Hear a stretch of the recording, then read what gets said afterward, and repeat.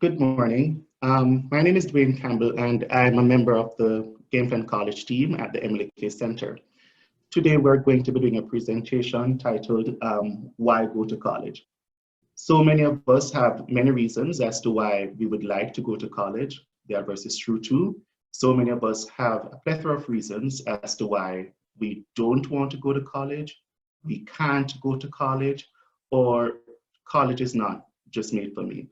We're going to try and explore this as a team today, and I would encourage your participation as much as possible in this presentation. I'm going to be turning off my videos so that I can focus on, so you can focus on the presentation as opposed to just me. So I'm starting the presentation with a little cartoon, and I'll give you a chance to look at the cartoon.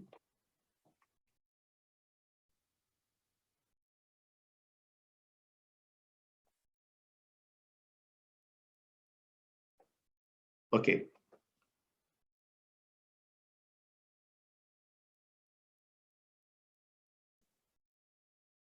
So here, of course, you're seeing a very sad picture of why people should go to college.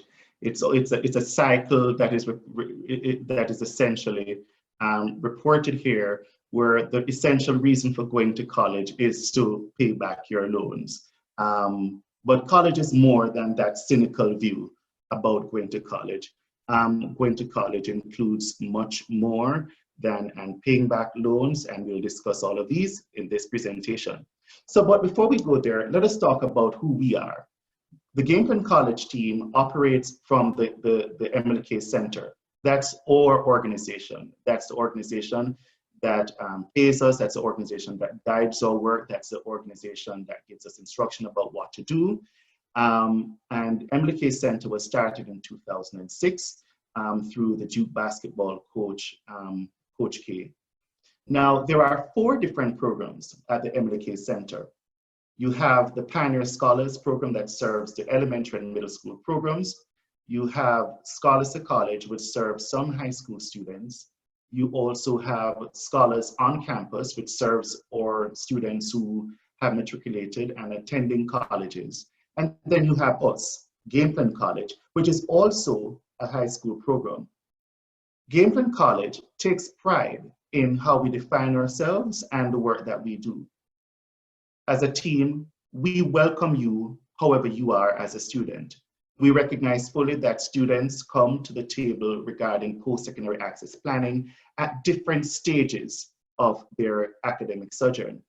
We recognize that some students have a 4.0 GPA, others may not have a 4.0 GPA. Regardless of where your GPA is at, we welcome you and we will fully support you.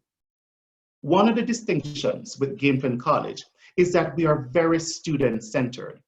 While many programs focus on a cohort of students and successfully focus on a cohort of students, this program embraces a model that says if we focus on the individual student because of his or her unique circumstances, we will, achieve success at a higher rate. So it's not that we're suggesting, though, that the cohort-based model is better or worse than our student-centered model. Instead, we're suggesting that we're just offering an alternative to another model that the Emily K Center focuses on. We recognize, too, that there are different pathways to a 4-year college, and in fact, there are different pathways to success. We're not, despite the title of today's presentation, we're not going to suggest, even in the least bit, that going to college is the only way to be successful. We are prepared to share with you that going to college will look differently for different people. Some people can matriculate immediately into college from their senior year.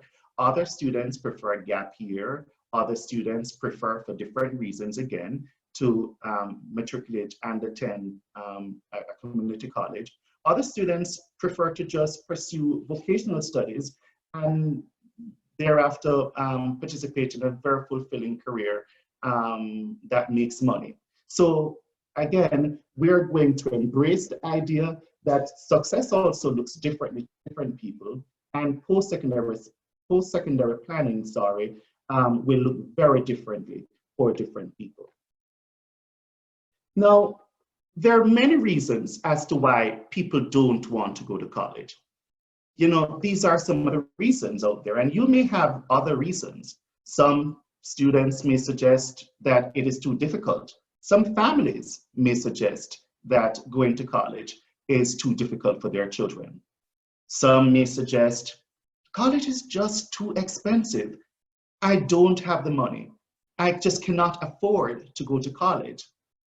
Some students are put in a situation where they feel as if they have a family obligation that is more immediate than going to college. And whilst this is true, we're going to explore, this may be true, sorry, we're going to explore other options that would accommodate a student who has, you know, pressing family obligations. There are other students too who suggest that there are better opportunities out there. Better opportunities perhaps would include military, because there are some people who are brave and want to defend the country and the Constitution. Other people have a more, you know, innovative idea right now that they want to start exploring, and so they want to start a business so they can make money primarily, whilst making, I guess, everybody's life easier. We also want to explore the reality that for so many students, people are just tired of school. Traditionally, the way schools have functioned, you know, makes many of us hate the idea of learning in a classroom. And so it's not surprising then that some people are just tired of school. To be honest, I was one of those students. I had no interest in going to school.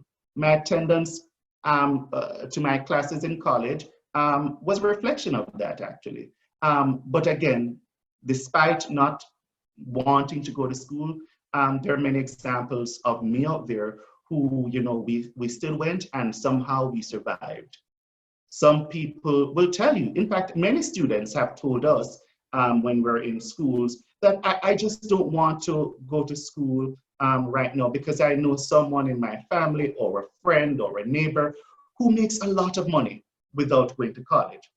As I said earlier, I'm not going to debate the veracity of these comments because it is true. There are some people who make money. We should also recognize, without going to college, sorry, we should also recognize that making money looks different for many different people.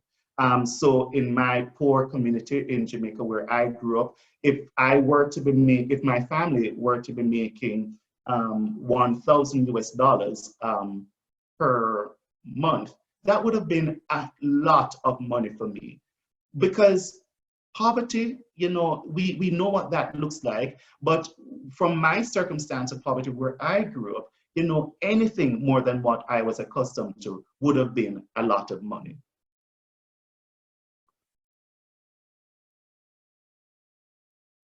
Now, there are many, many, many, many successful people. No, I'm lying. There are not many, many, many successful people. There are some successful people out there who we know who have not gone to college.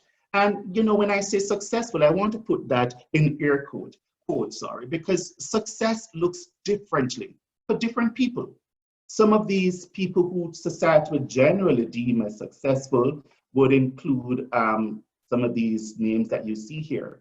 You know, many of us know like Richard Branson, we know Bill Gates, Henry Ford, Walt Disney, Thomas Edison, and Mark Zuckerberg, among many others. But these are examples of many successful people. I want, though, to quickly point out that one of the most glaring things that I noticed when I looked at this list was that none of these people is a person of color.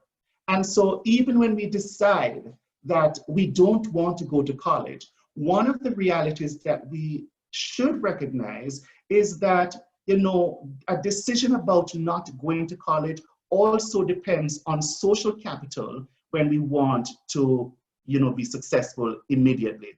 And for those of our students who are not aware of social capital, it is essentially, you know, having resources around you that you can use to ensure that you achieve success. These resources can look differently. It can be the network in your family, that you know somebody who knows somebody. It could simply mean that you grew up in a family with lots of resources, and so you already have a head start on many things. But again, success will look differently to different people, and I don't discourage students from, exploring your dreams, but I want to remind you that the examples that we have out there of people who have been successful without a college degree is very contextual. And some of these people who we deem as successful are individuals too who did have some college degree, but just ultimately did not complete that college degree. So we were speaking earlier about how differently success looks to different people. And I didn't want to necessarily give a functional definition of success. Instead, I wanted to look at different indicators about how we look at people and how we define people who are successful. And so this is what I'll be doing on this slide. Now, these are some examples of what a successful person looks like. You may have others in your mind. It is somebody who self-actualizes. So in other words, somebody who reaches her or his dream for whatever she or he wants to achieve. And that's enough for success for many people. And to some extent, I know a few people who are like that their dream, reaching their dream is the pinnacle of success. Regardless of whether other people see that individual as successful. Maslow spoke about self-actualization as the most important need of individuals, or the highest need, and you reach that need when you think you've accomplished everything else. Sometimes we look at success as life being fulfilling. In other words, you just feel very comfortable in life, and you don't have a lot of needs and a lot of wants. You just feel very comfortable in life. You can do the things that you want to do. You have options. Other people look at success as a lucrative lifestyle. People who have lots of money and they live a very affluent lifestyle with the riches and the wealth, and they can buy the most expensive car and the most expensive home. They can make the highest donation to a nonprofit like the Emily K Center. And other people look at success as influence, where this person is so successful that they can influence a large group of people with whatever they do and whatever they say, and even the things they may not do or say. Other people look at success as economic power, and we made some reference to that earlier when we were speaking about lucrative lifestyle. But economic power here, speaks more to you influencing the economy or the society more directly. Some people look at success as through their careers, where they are doing the exact job that they want to do, that they are at the position they want to have in this company, that they are reaching their goals and meeting all their objectives at the job. Others look at success as power and authority. What decisions I have. They look at success as, am I a role model? What impact am I having on my mentees? And how many people have I, influenced positively? And some people look at success as the level of respect that society has for an individual, while others look at success as the level of formal education that an individual has. With that said, think about how you define success. And I'll give you just a few seconds for you to just process that. And then we're going to continue after about 5 seconds of your processing.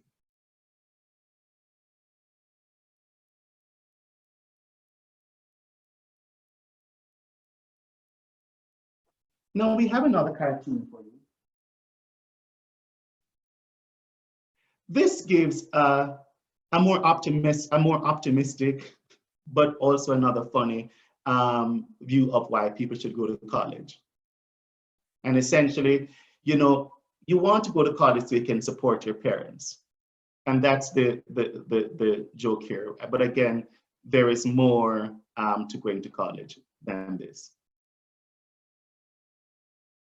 So let's explore then, why go to college? People go to college because it is a major life achievement. We will be discussing some statistics later in this presentation, and so you will see why going to college is a major life achievement. But without seeing the statistics that I have to share, I'm sure you can think about it. Think about in your families, in your neighborhoods. Think about your schools. Why would college be such a major life accomplishment? Going to college gives you a better quality of life for so many reasons. When we go to college, you will notice that you will have more choices. You will have a better chance of having a good health insurance. And we know, especially through this COVID-19 period, the importance of good health insurance. We also know that going to college will help you to be better prepared for retirement.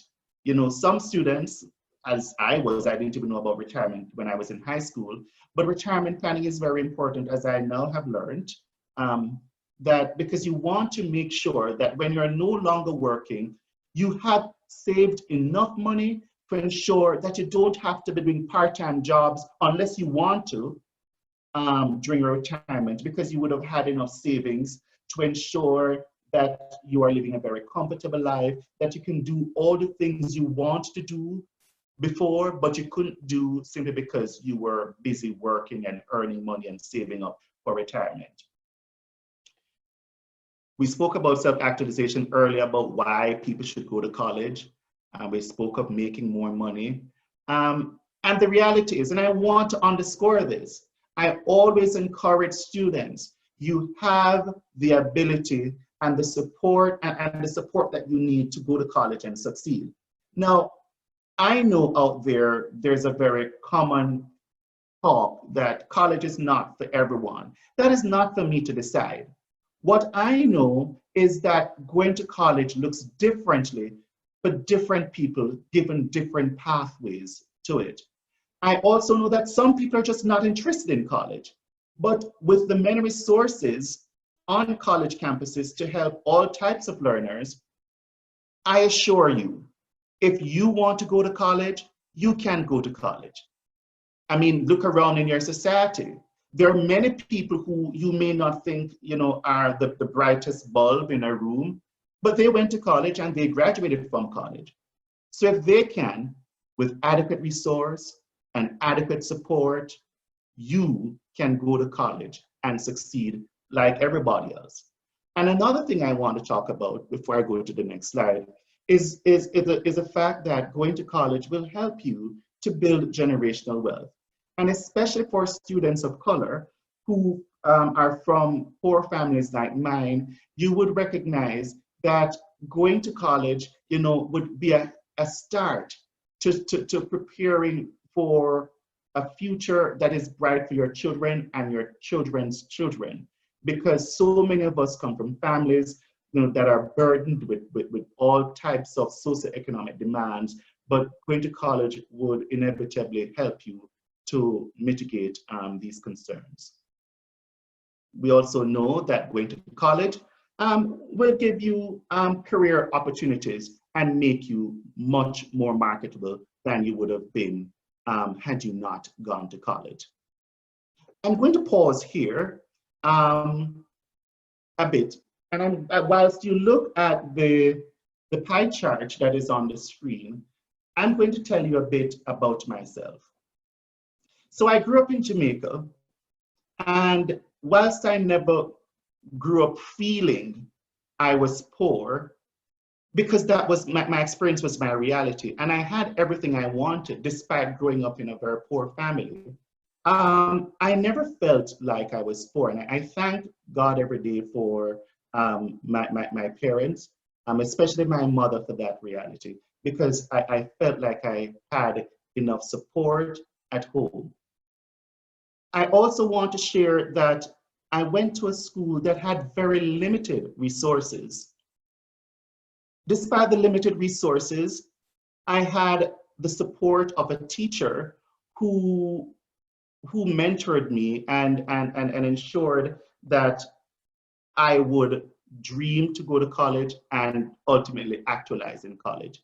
I also had an older sister who had gone to college before me, and she in fact took me to her college campuses a couple of times. And I'm sure that was also very critical to me wanting to go to college. I'm mentioning these experiences not because I want to talk about me. I want to highlight the fact that I grew up in a community with very limited resources. I grew up in a family where my mother finished school at 6th grade. My father finished school at 9th grade. My father was a plumber, or so he thought. My mother, for many years, she worked as a custodian in a school or a janitor, and she took care of the school building. And with all of those sacrifices that my parents made, that my family made for me also, and that my teachers made, and the support that they gave me, the reality is I would not have been where I am without those people. And so I'm using this opportunity to say thank you to my parents, particularly my mother.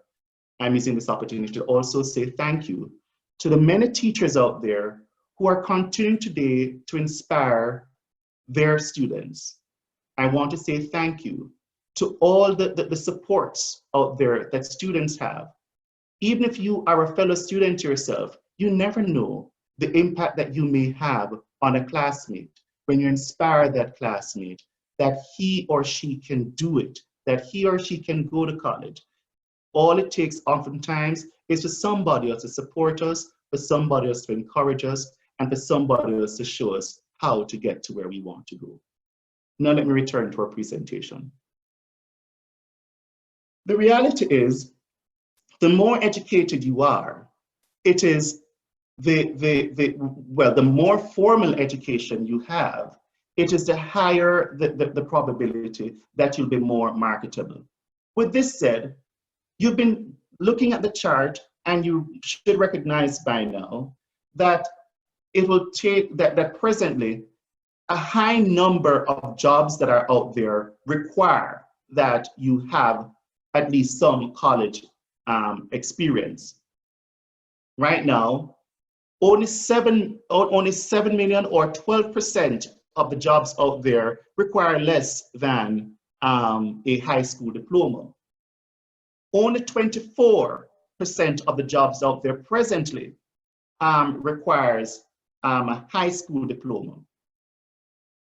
The reality is, with 24% of jobs requiring at least a bachelor's degree and 11% requiring at least a master's degree or higher, it shows that there is a need that we prepare ourselves to meet the job market that is out there, to ensure that we are not going to only be qualified for the entry-level jobs in different chain restaurants, but also qualified for the jobs that require the highest level of skills. And each of you can do that. Presently, if we look at earnings and education, you'll realize that, again, going to college will help you better than not going to college.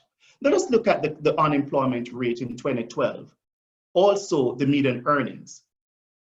The group with with the highest unemployment rate is at the bottom on the left, and that is a group of students who have less than a high school diploma. The groups with the highest earnings are the groups at the top on the right, and these are the people who have doctoral degrees or professional degrees. Professional degrees are examples of professional degrees, are like physicians, doctors, medical doctors, attorneys, and MBA is included in that. So a master's in business administration. So somebody who is an entrepreneur. And those people make a lot of money too. The same is true again when we look on the other side, sorry, for the people who have the lowest unemployment rate, again, are the people who have the highest level of qualification. We can use today as an example. At 2012, we were still climbing out of recession, but look at today again. We're only within the last month, more than 16 million US citizens lost their jobs. Who are the people here now on this chart do you think are the people who are going to more than likely keep their jobs or more than likely get another job as quickly as possible? The reality is students or individuals with lower levels of formal education have limited choices when it comes on to seeking employment. These individuals cannot just go out there and apply for the many jobs that may be available. They have to singularly focus on jobs that require low-level skills and limited years of experience pursuing formal education. On the other hand, the more qualified you are, in other words, the more years of formal education that you have, the higher the probability that you'll be able to not only apply for jobs in your specific training, you will also be able to apply for many of the entry-level jobs that are out there. And that then creates a dilemma for those individuals who have very limited formal education. Let us look at weekly earnings.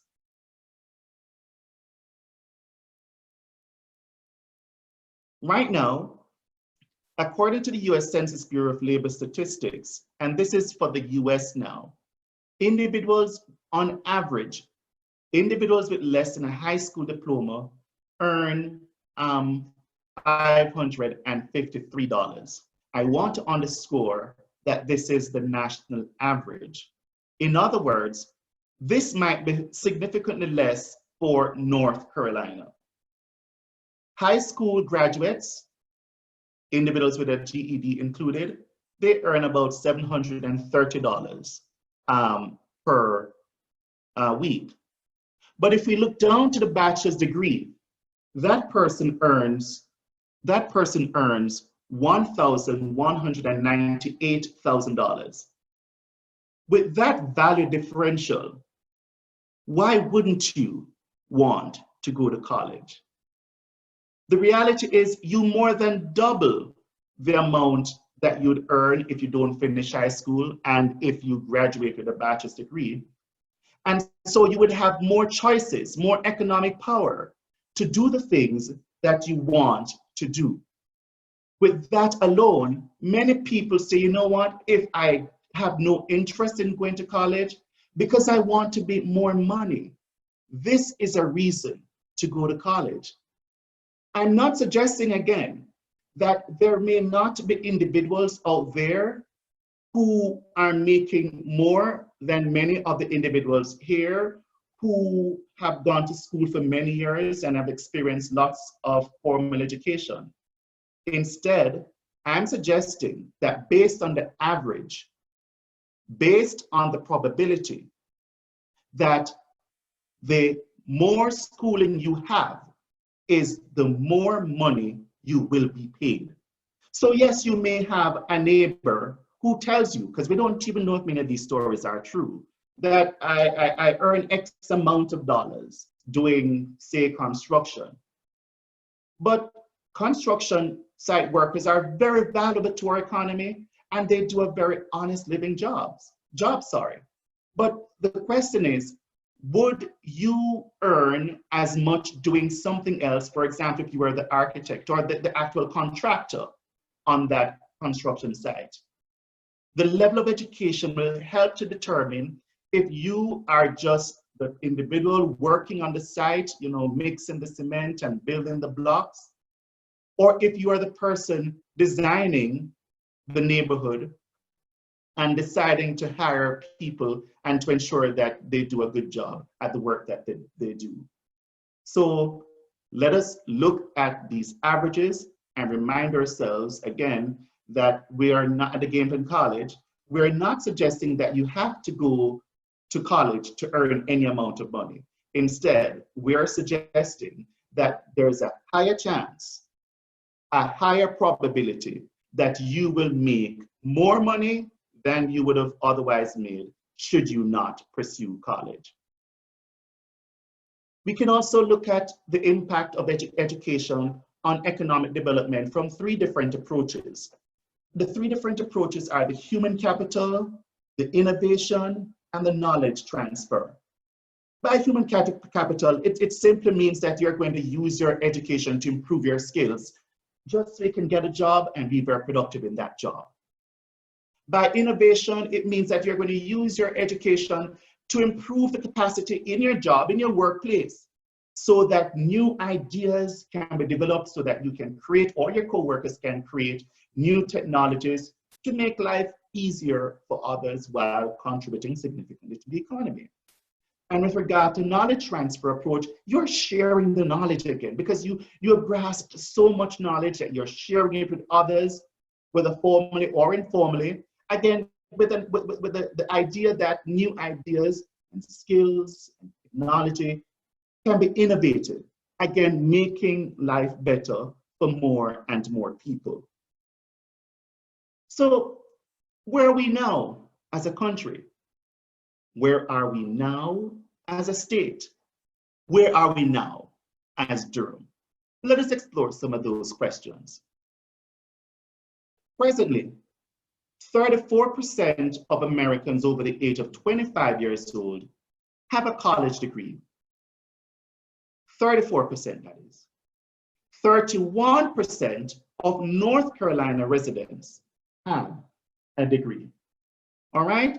So these are the present benchmarks, but Gameplan College wants these benchmarks to be improved in an effort to improve our general city, state, and contributing ultimately to the country. We can look at the 2010 cohort in many different ways. So the 2010 cohort, for those of you who don't know, I'm referring to students who start college in 2010. And we're going to look at this in three different ways. The first way I'm looking at this is according to race, and this is very important for all of us as a society to move forward. So in 2010, if you look there at the histogram, the total number of individuals who graduated within 4 years was 41%. For the purpose of this discussion, we will not use a 4-year, we're going to use a 6-mark as our demarcation for this conversation. The reason we're doing that is generally with regard to research and policy, we talk about 6-year graduation rates.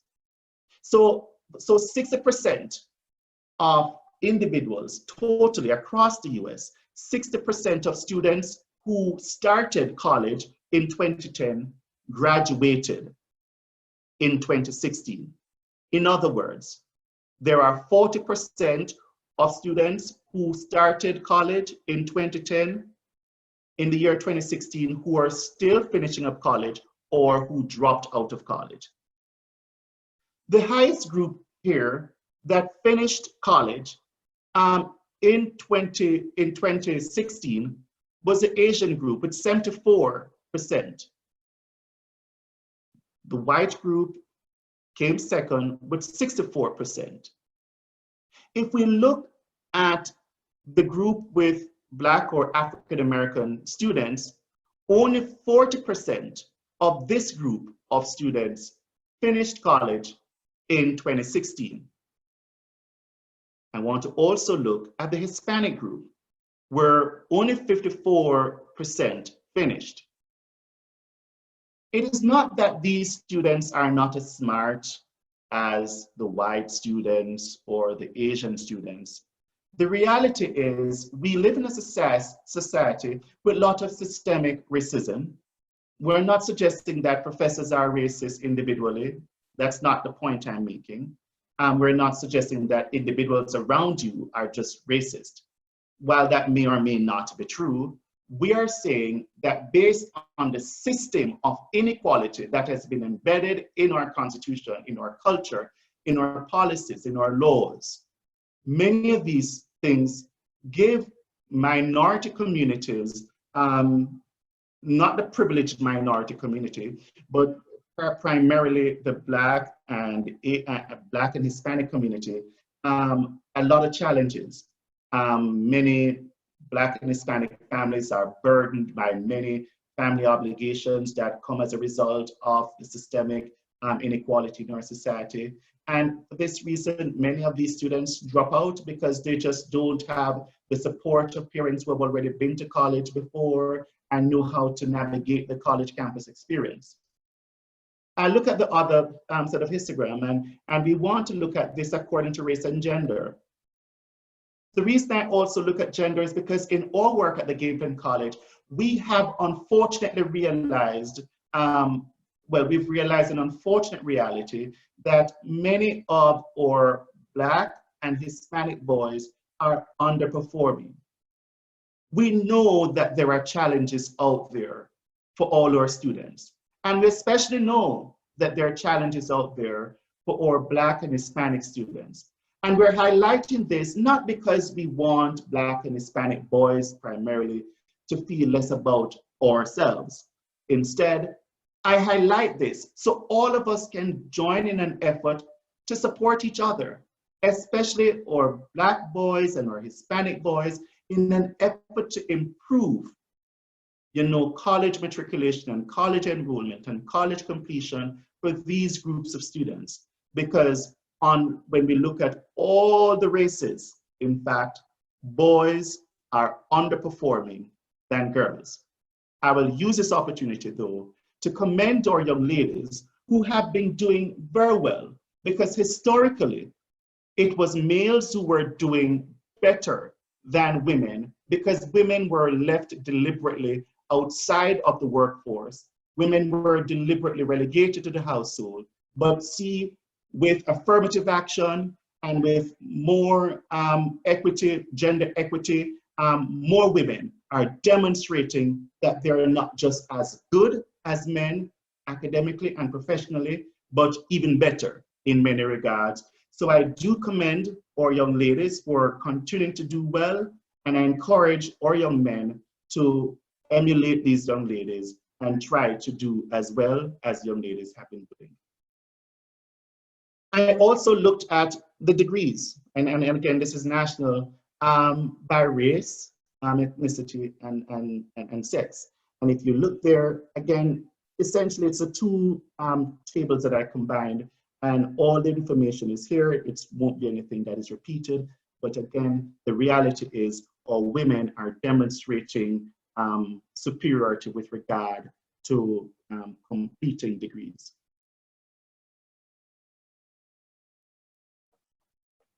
Now so that was national. Let us now look at what's happening in North Carolina.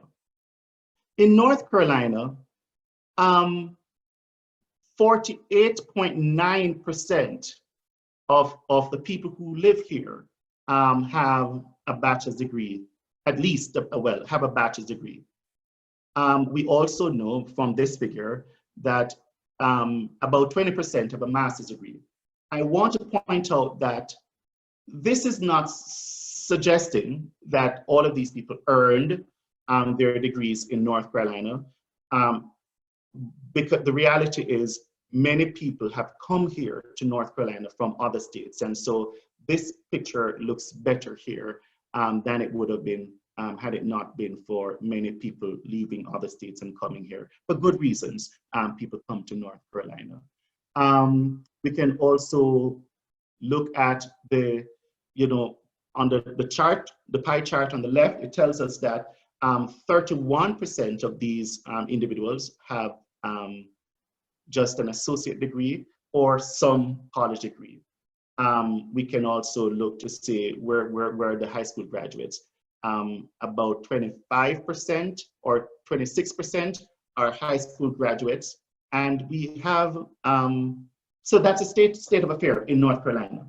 Let us see what we can do to fix this. And we asked ourselves the question, how does college benefit society? And college, you know, before when we're talking about college, we spoke about the micro level impact that it has on us as individuals. But now we're going to talk about the impact that college has on the society. It's because, you know, what we do, it's beyond us, you know, our worth is beyond ourselves, and the impact of our lives and our living is beyond us.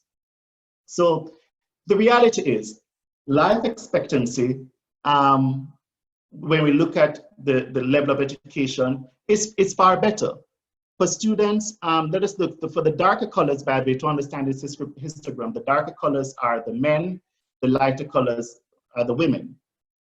For students for individuals, with less than a high school diploma, that's the first set of the bars that you see there, and you can look at it yourself. And then the further to the right you go, is the more levels of education that you have.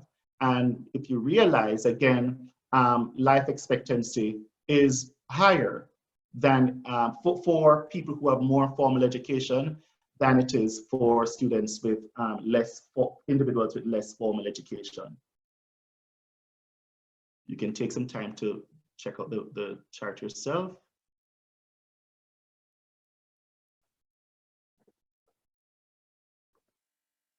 Now let us look at the percentage of the population without health insurance. Again, you'll realize that the higher your salary is, which is an indicator of your level of education here, the higher the probability that you'll have health insurance. So if for nothing else, another reason people should aspire to go to college is to increase the probability of you getting a good health insurance. Because when you get a good job, your job will give you a good health insurance.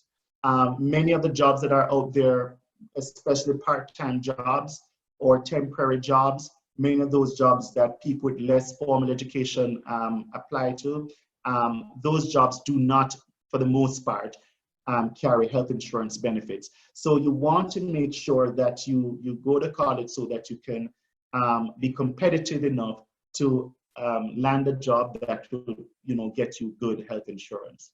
Because as the histogram shows here, again, the less education level, well, this speaks about earnings, but we're using the earnings based on what we've discussed before as an indicator for education levels. So the less education level you have is the higher the probability that you will not have a health insurance. We're talking about the same thing here. And you can see the plotting going across from left to right, that the group with the highest health insurance, highest percentage of health insurance are those with at least some college. So again, we're just showing you in different ways why it is that you should go to college with regard to getting a good health insurance, because these things will ultimately affect whether you can go to the doctor's office to participate in preventative medicine and not just waiting for when you have a physical ailment or a dilemma that you have to go to the hospital, and then things may just go you know, negative very quickly. We can also look at education levels and crime with incarceration.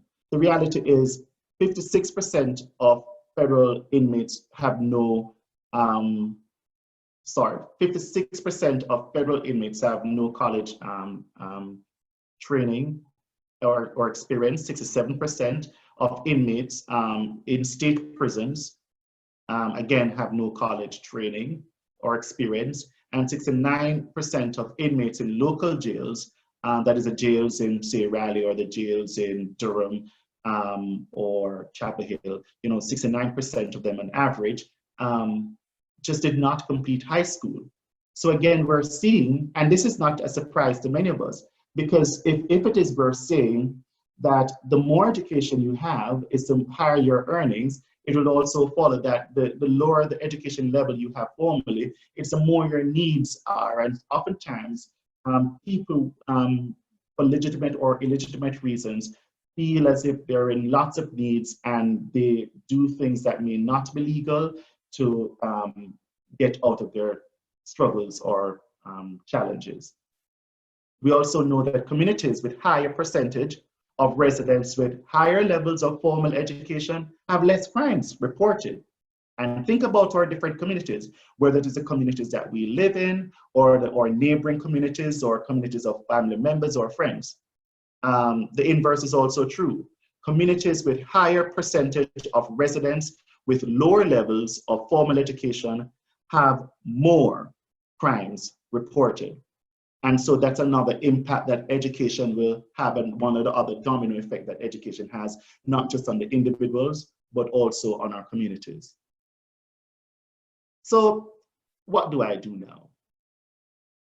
The Gameplan College team is telling you that the choice of college matters. And this is going to be another conversation we'll have at 2 p.m. And so we encourage everybody to join us, where we'll discuss in more detail about choosing the right college. But the choice of college matters, and when we're talking about this, we're talking about match, and which is really based on my school scores and based on my transcript and my report cards, and based on my ACT score or my test score. Will I get into this school? And it is more than that. You have to also think about the fit. Is the school a good fit? Is it fulfilling the needs that you have? Is it close enough to your home if you are somebody who really needs your family? Is it far enough from your family? If it is somebody who, if you're somebody who wants to be as far away from your family for different reasons, not because you dislike them, but maybe because you just want to start asserting your own independence. Does that school have your interests, not just academic interests, say law but also the activities that you like, whether it is swimming or soccer or football or tennis, the clubs that you like, does it have groups that you would want to be a part of? Is it in a rural area? Is it in an urban area, suburban area? Is it in another country? What exactly are you looking for in going to college? Because, is it a school that has lots of resources to support you? Whether it is for mental health issues, whether it is for tutoring, whether it is for a learning disability, whether it is because you have an IEP, whether it is the sports again or clubs, the types of friends, is it somewhere your friends are going? And don't think too much on, is that where my friends are going? While that could be a good reason, I want you to just look for you. Where will you survive best? Do the professors have one-on-one advising for students? Do they have open door policy? What exactly does that university have that will make me want to be there? Does that university offer payment plan? That university offer a good financial package to students based on my specific needs that I have? Those are things that you have to consider in going to college. And I want to point out at this point a photo, and I thought of the photo because of how well women were doing. This is a group of my friends who, for good and bad reasons, and I say that because my team is mostly a team of UNC graduates, but here you have a group of remarkable and talented women who, most of them are my friends, and one of them is my wife, who have pursued their doctorate at Duke University, which obviously is a great university, as is UNC. But one of the things I want to highlight here, they're remarkable medical scientists, and they're making lots of impact, all of them. They're making lots of impact right now in their respective fields, and many of them are working presently to help resolve many of the challenges that we're experiencing. I want to highlight too, that all of these individuals grew up very poor. All of them. And so I want you to see you in each of these people. I know Goki's a guy in the middle. He's one of our friends too. He's a guy and he's representing us guys too. But I want you to use that as an example that these young ladies especially, and the gentleman Goki standing there, they represent you in many ways. where you can start from nothing or very limited resources, and you can get to where you want to go, doing great things and experiencing lots of positive impact based on the work that you do. I want to thank everybody for joining us today. Please remember to fill out our survey for a chance to win $20. We give away $20 each week to one person. The more often you complete these surveys after each workshop that you visit, the higher the probability that you will win the $20. Also, please join us or subscribe to us on our YouTube channel. We have Game Plan College, so every presentation will be on our YouTube channel. Also, I ask that you follow us on Instagram at Game Plan College. Join us today, as I said earlier, deciding on a college. If you have any questions, I'd be more than happy to take your questions at this time.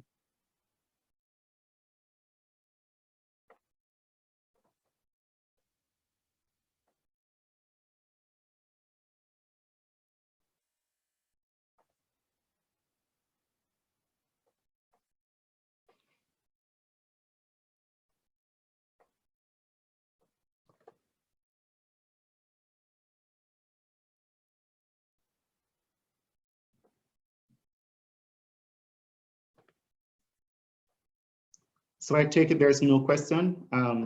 So thank you so very much for joining us.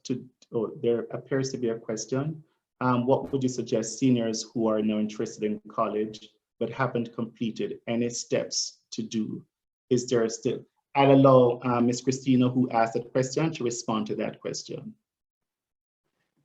So if you are a senior right now, and after seeing this presentation, you're now more motivated to attend college or a certificate program or a two-year college, but you haven't completed any steps, there is still time. So many colleges in North Carolina have what is called rolling admissions, which means you can still apply through April, May time. So that's right now. So there is still time, but it's very time is critical. We're working now against a clock. So if that's you, you can schedule an appointment with us. We can talk about, your GPA, your test scores, what your future career goals are, and then we can work backwards and create a plan for you. That's our whole purpose, and you can schedule an appointment with us for that. Thank you, Ms. Christina. Any other question?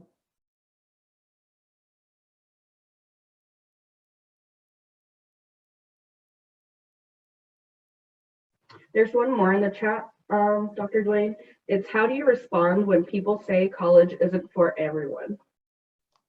I tried to address that earlier. I know it's a popular statement that is out there, and I disagree with it. It is not my position to say college is not for everyone. And until we fix that statement, we'll continue to perpetuate, even inadvertently, the inequity in society. Colleges today are different from they were years ago. Even with children with different types of students with different types of learning disability have successfully graduated from colleges. And oftentimes that statement is made because people think that you don't have the ability. But if there's people with lots of learning disability graduating successfully from colleges, today's society, it is an indicator that college can be for you if you want college to be for you. What I will say is college is for anybody who wants to put up the hard work, use resources that are on college campus to get to where they want to go. But, and you can demand those support on college campuses too, because colleges have an obligation to ensure that they practice equity, including for students with learning disability. And if college may not be for you, air quote, because of family circumstances, because you have many different challenges, keep in mind, students, that you have many students who go to school part-time. So you don't have to also go to school full-time. You could go to school part-time while working full-time. And there are also many students who go to school full-time and work full-time. So again, in a nutshell, college is for anybody who wants to go to college. And with regard to funding, there's funding opportunity, even if it includes loans out there to support you. And again, there are different pathways to college. cheaper options starting from coming to college like many students do, or students who have a very impressive transcript and test score, they oftentimes get even merit scholarships.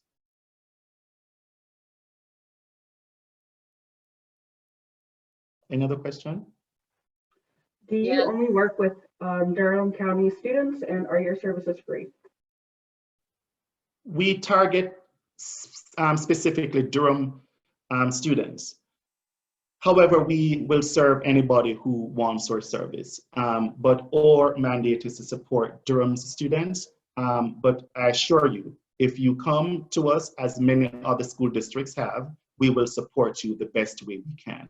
But with regard to marketing our services or intentionally recruiting students, we focus and target on supporting students who are in Durham. But again, if you come to use our services, we will support you 100% the same way that we would have supported our Durham students.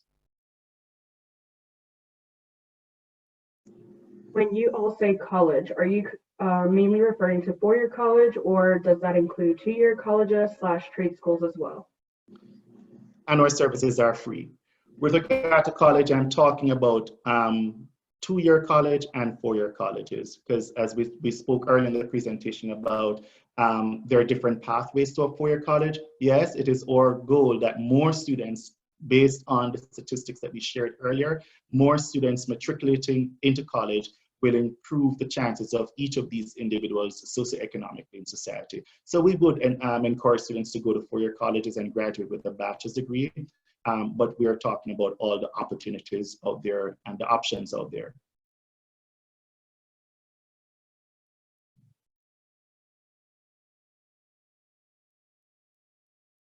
So I'm taking it since Christina did not read another question, that's it. So again, thank you so very much for participating in today's workshop. We look forward to supporting you. So especially if you're a student, this person who asked about outside of Durham, we want to serve you too. So should you have any needs, please feel free to reach out to us. Remember that you can email us at gameplancollege@emilykay.org. Christine, if you would write that email address too, if you have any question. And please, again, remember to fill out our survey, and Ms. Christina had put the survey link there as well. So thank you so very much, and we look forward to seeing you this afternoon at 2 p.m. where we will be discussing choosing a college. Thank you and have a great day.